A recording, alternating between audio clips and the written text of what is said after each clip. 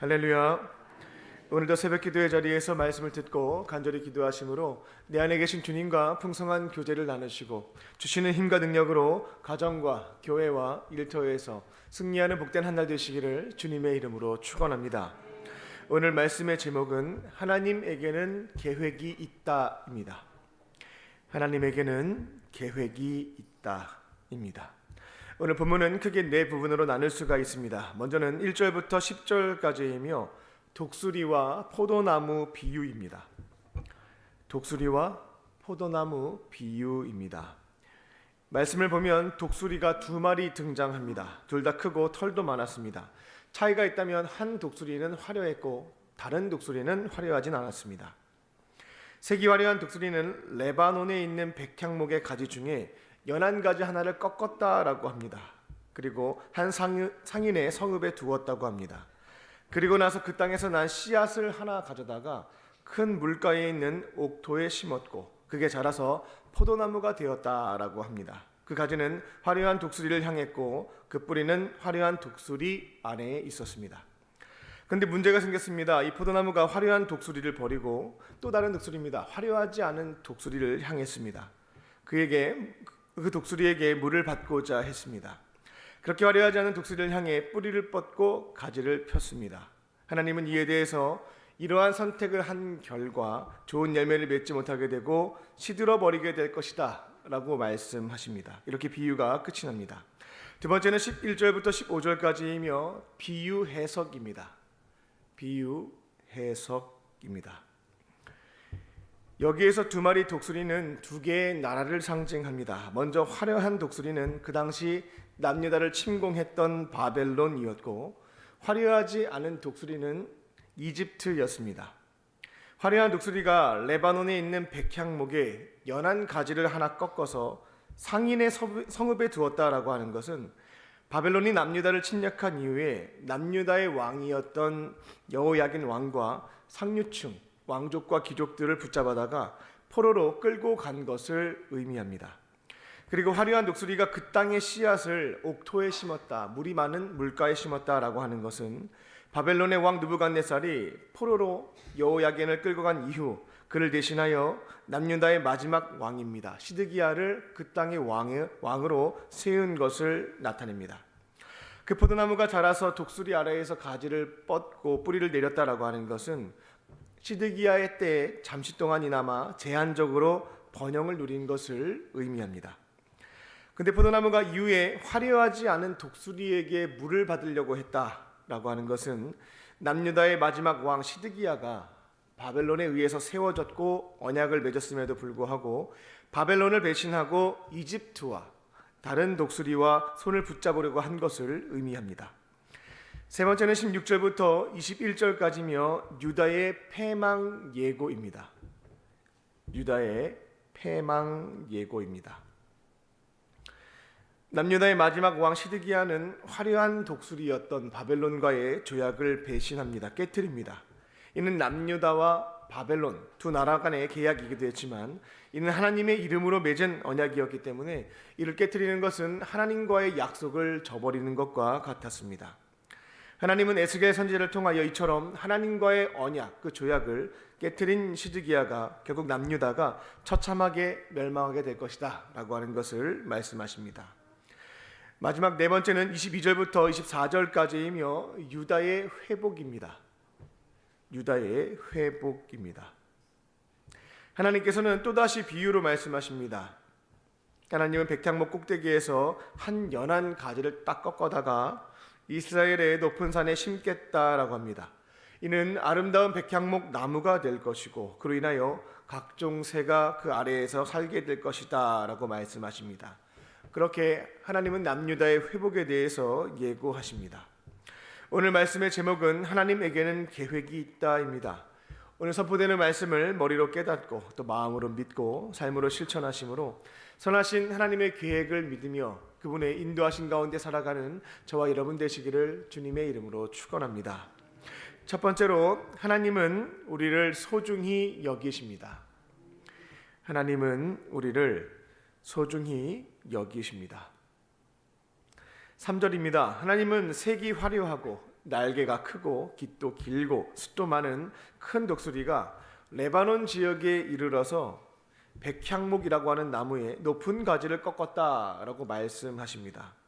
거듭 말씀드립니다만 여기서 화려한 독수리, 이 화려한 독수리는 그 당시 잘 나갔던 바벨론을 가리킵니다. 또 남유다를 침략했던 바벨론입니다. 그리고 레바논 산맥에 있는 이 백향목 가지라고 하는 것은 남유다의 왕 여호야긴을 상징했습니다. 성경에서 레바논의 백향목이라고 하는 것은 아름답고 웅장하고 견고하고 그 향이 참 좋은 나무다라고 소개가 됩니다. 그래서 레바논의 백향목이라고 하는 것은 영광, 영화로움을 뜻합니다. 하나님께서 남유다의 왕 여호야긴을 레바논의 백향목 이렇게 비유하셨다라고 하는 것은 하나님께서 여호야긴 왕을 또 그리고 그에게 속한 남유다를 얼마나 영광스럽게 소중하게 여기셨는지를 알 수 있는 대목입니다. 지금 이곳에 있는 우리들은 하나님의 구원받은 자녀, 하나님께서 너무나 사랑하시는 자녀, 즉 레바논의 백향목인 줄 믿습니다. 우리가 신앙생활을 할 때 우리의 정체성, 하나님이 우리를 어떻게 생각하시는지에 대해서 바르게 알고 믿는 것이 너무나 중요합니다. 하나님은 숲에 있는 나무들 중에서 가장 존귀한 나무인 백향목으로 저와 여러분을 여기신다라는 겁니다. 우리를 소중하게 여기시는 것입니다. 하나님은 우리를 너무나 사랑하셔서 하나밖에 없는 독생자 예수님을 이 땅에 보내셨습니다. 그리고 예수님은 죄인인 우리를 대속하시기 위해서, 속량하시기 위해서 목숨을 바쳐서 십자가에서 대속사역을 감당해 주셨습니다. 하나님 이처럼 소중한 우리를 건져내어 살리기 위해 독생자를 보내주셨고, 예수님은 우리를 살리시기 위해서 생명까지 바치셨습니다. 그 이후 성령께서는 시간과 공간의 제약 없이 우리들과 늘 함께 하시며 위로하시고 도우십니다. 이처럼 삼위일체 하나님은 우리를 소중하게 여기시고 사랑해 주시는 줄로 믿습니다. 그리고 하나님께서는 소중한 자녀들을 먼저 포기하거나 버리시지 않고 언제나 우리의 손을 꽉 붙잡고 계시는 것도 기억하실 줄로 믿습니다. 탕자의 비유에서 아버지가 속썩이는 둘째 아들을 버리거나 포기한 적은 없었습니다. 아버지의 사랑이라고 하는 것은 변치 않았다라는 것입니다. 비록 둘째가 아버지에게서 받을 유산을 미리 받아서 이민을 떠났지만, 그렇게 아버지의 품을 떠나갔지만 그 사랑은 변하진 않았다라는 겁니다. 내 곁을 떠나버린 둘째 아들이었지만 그날부터 이미 다 용서해놓고 돌아오기만을 애타게 기다렸던 것이 아버지였습니다. 포기한 적 없었고 버린 적도 없었습니다. 이후에 탕자가 모든 것을 잃고 거짓 신세가 되어서 아버지의 집으로 돌아왔을 때 아버지는 아무것도 묻지 않고 그 아들을 안아 주었습니다. 깨끗한 옷으로 갈아입혀 주었고 손가락에 반지를 끼워 주었습니다. 신발도 갈아 신겼습니다. 그렇게 둘째를 용서해 주었고 저희 집 둘째 아들로서의 지위도 회복시켜 주었습니다. 그 동네 사람들이 우리 둘째를 뒤에서 욕하는 것을 알고 있었기 때문에 큰 잔치를 열어서 사람들에게 내가 둘째 용서했으니까 이제는 소중한 내 아들에게 손가락질 하지 말라고, 뒷말하지 말라고 부탁도 했습니다. 이곳에 있는 저와 여러분은 하나님의 사랑스러운, 하나님께서 소중하게 여기시는 자녀인 줄로 믿습니다.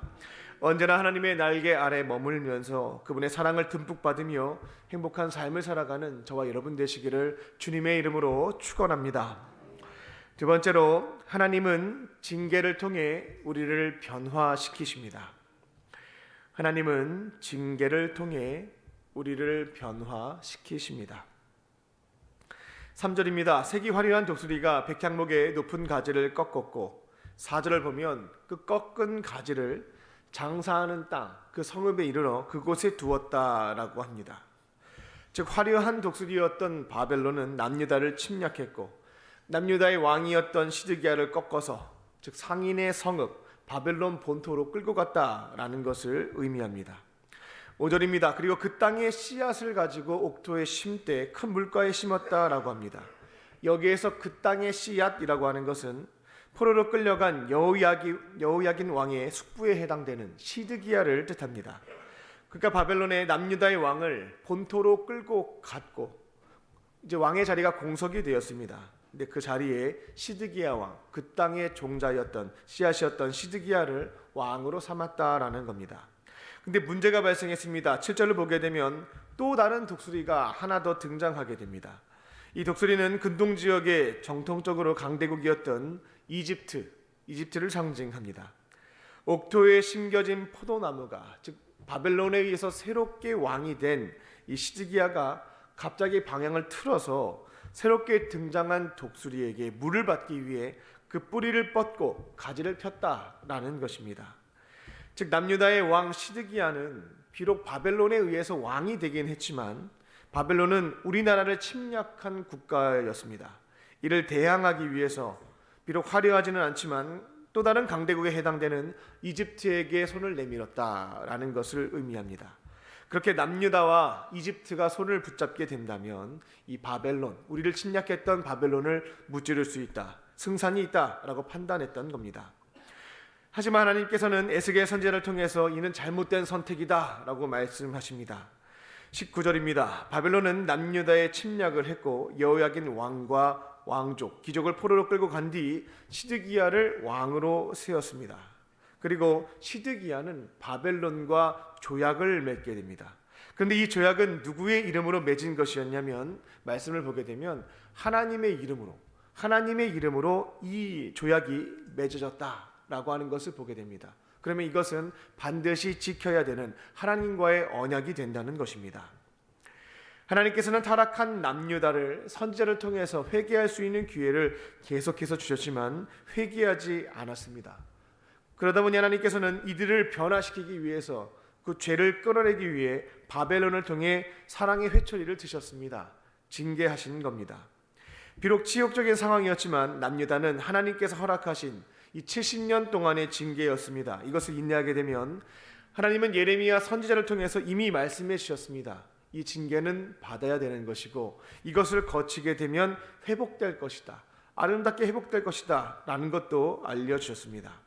하지만 그들은 하나님의 이름으로 맺은 언약을 지키지 않았고 이는 곧 하나님과의 약속을 어긴 것이 되었고 회개하는 것도 거부하고 징계도 피했다라는 것입니다. 20절입니다. 그 결과 하나님께서는 그들에 대한 강력한 심판, 이 징계를 통해서 죄악을 빼내야 됐는데, 회개해야 됐는데 이를 회피한 것에 대해서 심판을 예고하십니다. 실제로 이후에 남유다는 바벨론의 3차 침공을 받게 되고 우리가 알다시피 그 예루살렘이 초토화되는 상황이 발생하고 맙니다. 인류 역사를 주관하시는 하나님께서는 징계를 통해서 우리를 죄에서부터 돌아서게 하십니다. 우리의 죄를 자백하게 하시고 그 죄를 끊어낼 수 있도록 돕는 것입니다. 그렇게 회개가 이루어지게 되면 하나님은 버려두시지 않습니다. 아름답게 회복시켜 주시는 분인 줄로 믿습니다. 거룩한 길로, 의의 길로 걸어가며 그분의 날개 아래에서 살아갈 수 있도록 인도해 주시는 것입니다. 하지만 하나님께서 주신 징계 시간은 아프기 때문에 인간적인 방식으로 피하고 싶은 마음이 드는 것이 사실입니다. 하지만 그것을 회피하게 된다면 더 큰 위기에 봉착하게 된다라고 하는 것을 본문을 통해 교훈을 얻을 수가 있겠습니다. 하나님께서는 그분의 자녀들을 소중히 여기시고 사랑하시고 도무지 해결하지 못하는 죄가 있다라고 한다면 징계를 통해서 회복해 하시며 결국에는 아름답게 모든 것들을 회복해 주시는 분이신 줄로 믿습니다. 때로는 광야와 같은 어려운 시간을 보낼 때가 있습니다. 하지만 하나님께서는 우리를 회개케 하시는, 우리를 아름답게 회복시키시려고 하는 선하신 계획이 있음을 믿으시고 이를 인내하며 승리하는 저와 여러분 되시기를 주님의 이름으로 축원합니다. 끝으로 하나님은 우리를 회복시켜 주십니다. 하나님은 우리를 회복시켜 주십니다. 22절입니다. 하나님은 백향목 꼭대기에서 높은 가지를 하나 꺾어다가 우뚝 솟은 산에 심겠다라고 말씀하십니다. 23절입니다. 이스라엘 높은 산에 심으리니 그 가지가 무성하고 열매를 맺어서 그 가지에서부터 아름다운 백향목 나무가 될 것이다 라고 말씀하십니다. 그리고 그 나무에는 각종 새가, 모든 새들이 몰려들어서 살게 된다라고 예고하십니다. 24절입니다. 하반부를 보게 되면 하나님은 말씀하신 대로 이루시는 분이다. 나는 말만 하지 않고 말한 것은 이루시는 분, 이 점도 가르쳐 주십니다. 하나님은 비록 심판을 받게 되겠지만 한 가지를 꺾어다가 산에 심는 것으로 각종 새가 거기에 머물면서 살게 하겠다고, 즉 회복에 대한 예고를 하셨습니다. 그 당시 남유다 백성들은 이 말씀을 들으며 하나님의 징계가 다 끝나게 되면 어느 누군가를 보내서 우리가 그 나무 아래에서 쉬게 되는 새, 즉 회복이 이루어질 것이다 라고 하는 소망을 품었을 겁니다. 근데 우리는 이 말씀이 단순히 남유다의 회복만을 말하고 있지 않음을 알고 있습니다. 백향목 꼭대기에서 꺾게 되는 높은 가지, 나중에 나무가 되고 모든 새가 몰려들어서 머물게 되는 그 높은 가지가 정확히 누구를 가리키고 있는지에 대해서 알고 있습니다. 바로 모든 새들을 구원하시기 위해서, 품고 돌보시기 위해서 이 땅에 오신 예수님이시구나 라고 하는 것은, 예수님이신 것을 우리는 알고 있습니다. 하나님께서는 죄인들을 온전하게 구원하시기 위해서, 이들에게 완전한 회복을 선물로 주시기 위해 에스겔 선지자를 통해서 약속하신 대로 말씀으로만 하지 않고 그 말씀을 이루셨습니다. 하나님의 독생자이신 예수님을 이 땅에 보내주셨습니다. 예수님은 인간의 가장 본질적인 문제, 죄에서부터 이들을 구원하기 위해서, 우리를 온전하게 회복시키시기 위해서 십자가 대속 사역을 감당하셨습니다. 그리고 예수님을 믿는 자들의 모든 죄를 용서해 주시고 하나님의 자녀로 삼아 주셨습니다. 죄인인 우리를 의인으로 삼아 주시고, 또 죄인이었을 때 맺었던 죄악의 열매를 하나씩 끊어내고 의인답게 살아갈 수 있도록 인도해 주시는 분인 줄로 믿습니다. 우리에게 완전한 회복을 위해서 이 땅에 오신 하나님의 독생자 예수님을 나의 구원자, 내 삶의 주인으로 믿고 영접하시고 완전한 회복을 경험하며 그분의 날개 아래 거하는 저와 여러분 되시기를 주님의 이름으로 축원합니다. 기도하겠습니다. 살아계신 하나님, 오늘도 우리에게 하루를 더 살 수 있는 귀한 생명을 주시고 하루의 시작을 세상의 거짓 메시지에 기울이지 않고 살아계신 하나님의 말씀으로 열어가게 하시니 감사합니다.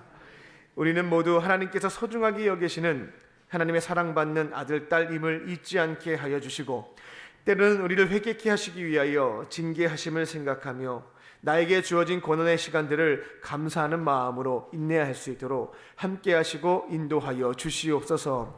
우리를 완전하게 회복시켜 주시는 예수님을 나의 구원자로 믿고 따를 때에 온전한 회복을 경험케 하여 주시고 하나님의 크신 그늘 아래 거하는 우리 모두가 되게 하여 주시옵소서. 오늘 주님께서 베풀어 주신 은혜와 사랑을 기억하며 정성을 다해 예물 드린 손길들이 있습니다. 간절한 마음의 손을 담아 11조와 감사 예물과 일천번제와 서원의 제물로 주 앞에 드리오니 모든 기도에 응답하여 주시고 하늘의 신령한 것과 땅의 기름진 복으로 충만하게 채워 주시옵소서.